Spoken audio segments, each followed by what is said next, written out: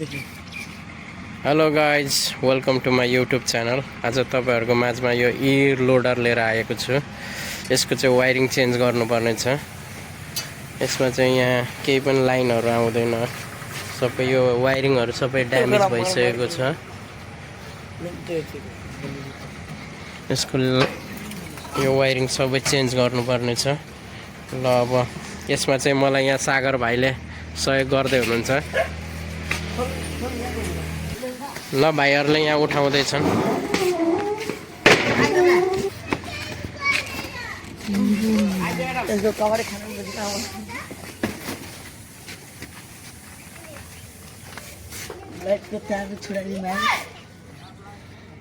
ल भाइ अब यो वायरिङ खोलखाल गर्न थाल।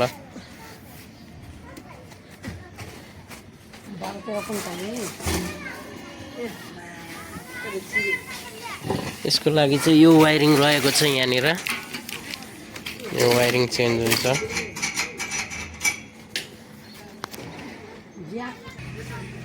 यसमा चाहिँ पुरै जङ लागिसकेको छ। यो हेर्नुहोस्, यो सबै चेन्ज गर्नुपर्ने हुन्छ।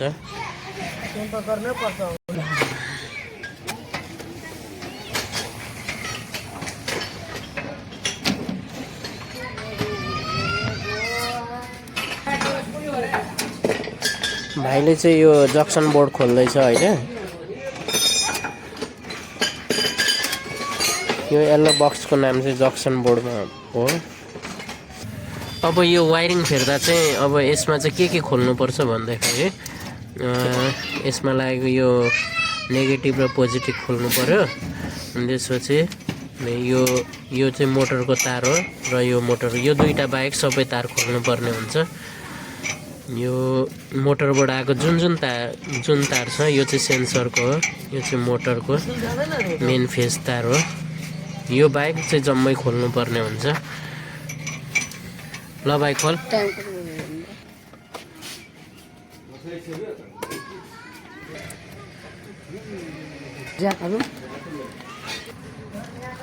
यो प्लस माइनस खोल्नुभन्दा अगाडि यहाँ ब्याट्रीबाट एउटा कनेक्सन छुटाउनु पर्ने हुन्छ।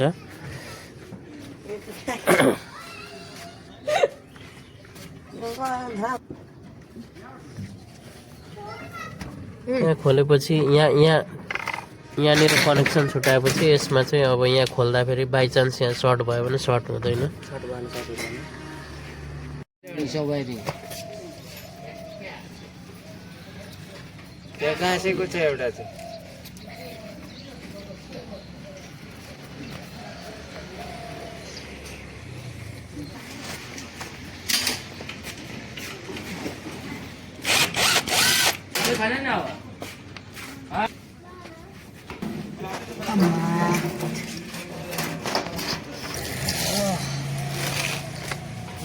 यसरी वायरिङ तार निक्लियो।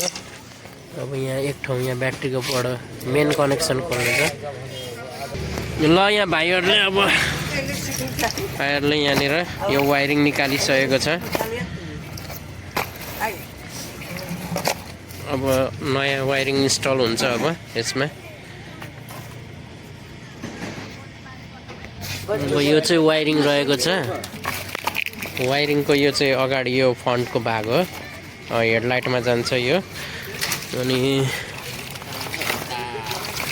ठ्याक्क यो बिचमा आएपछि चाहिँ यो चाहिँ कन्ट्रोलरतिर जान्छ।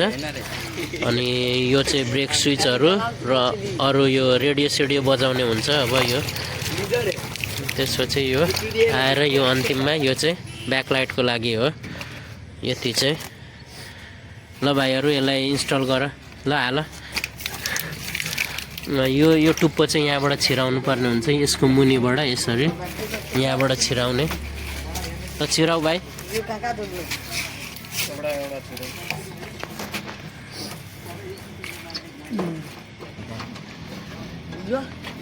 एक एक वटा गर्दै छिराउ। भाइले यहाँ छिरायो।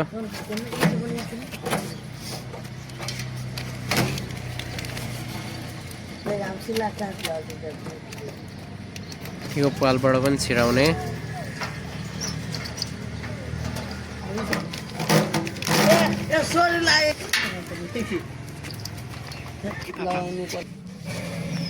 ल गाइज यो कनेक्सन भइसकेको छ। यो चाहिँ 48 भोल्ट यता स्विचबाट आएको हुन्छ। यो चाहिँ ब्याकको लागि हो। यो चाहिँ ब्याक हुन्छ रिभर्स, अनि यो चाहिँ एक्सिलेटरबाट आएको हुन्छ यो तार। अनि यो चाहिँ यसमा यो चाहिँ उयो मिटरमा स्पिड सो गर्ने हो। अनि यताको यो ज्याक चाहिँ तपाईको यो ब्याक हर्नको लागि हो। ब्याक गर्दा फेरि हर्न बज्छ, ब्याक हर्न। अनि यो चाहिँ हाम्रो यो यसमा यो कन्भर्टरमा जान्छ, जोडिन्छ। र पछाडिको यति नै हो कनेक्सन गर्नुपर्ने। ल यहाँनिर वायरिङ, यता पछाडिको वायरिङ भइसक्यो। अब हामी अगाडि जाउँ। यहाँबाट आयो सरी यहाँ छिर्यो, यसमा छिर्यो। यो चाहिँ अगाडिको फ्रन्ट वायरिङ हो। अब हामी यहाँनिर छ हाम्रो यो एक्सिलेटर सबै कुराहरू, एलआर स्विच मिटरको सबै। म यो तपाईँलाई एक एकवटा देखाउने छु।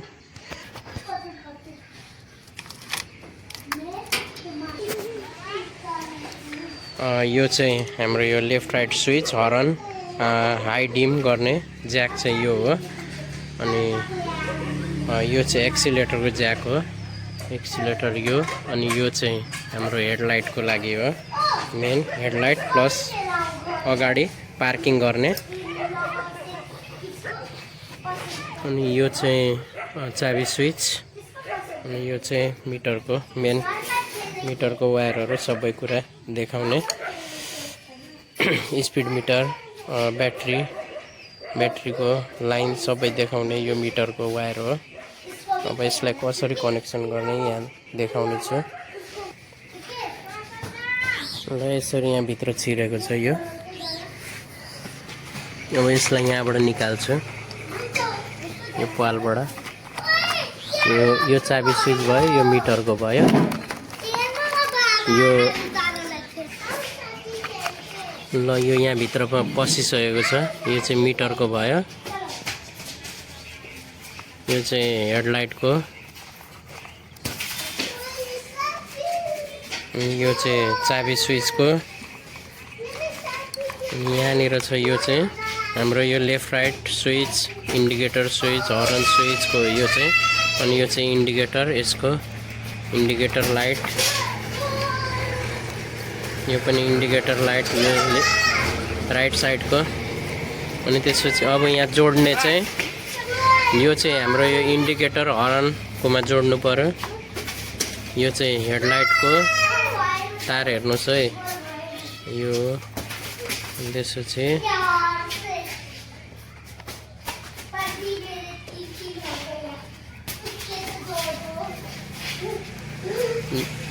यो ज्याक मिटरमा जोड्ने, यसमा फ्ल्यासर जोड्ने।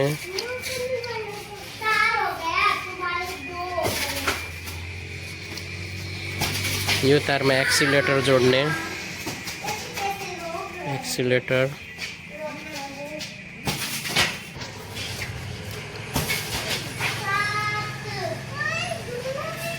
यो तारमा चाहिँ हाम्रो इन्डिकेटर लाइट जोड्ने। ल यहाँ पनि सबै जोडजाड गरिसक्यो फाइनली। अब त्यो हेडलाइट ल्याऊ। वायरिङ कम्प्लिट भइसक्यो।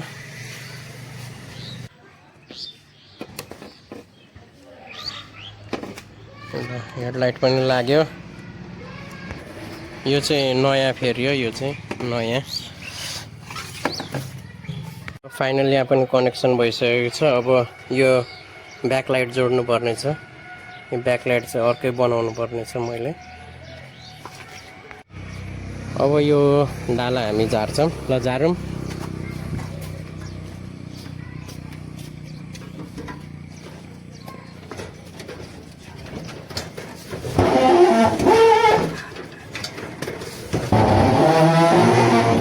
अर्कै हाल्नुपर्ने।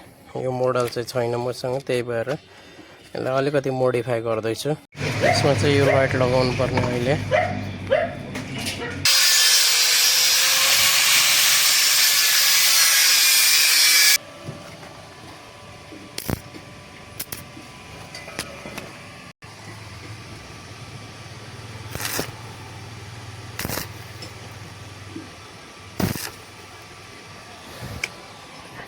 यो पनि वेल्डिङ भइसक्यो र फाइनली यसको वायरिङ कम्प्लिट भइसकेको छ।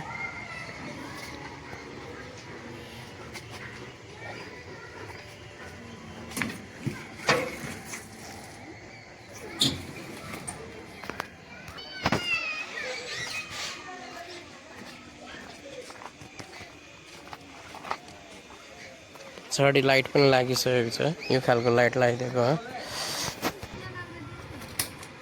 लाइन पनि आयो, साइड लाइट,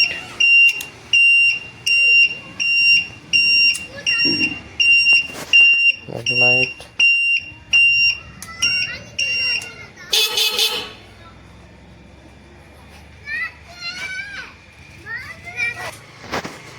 यो चाहिँ हेडलाइट पार्किङ लाइट बालेको। अर्को ब्याक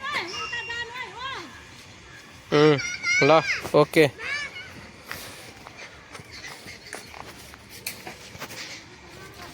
ल फाइनली वायरिङ कम्प्लिट। फेरि अर्को भिडियोमा भेटौँला। गाडी पनि चलिसकेको छ।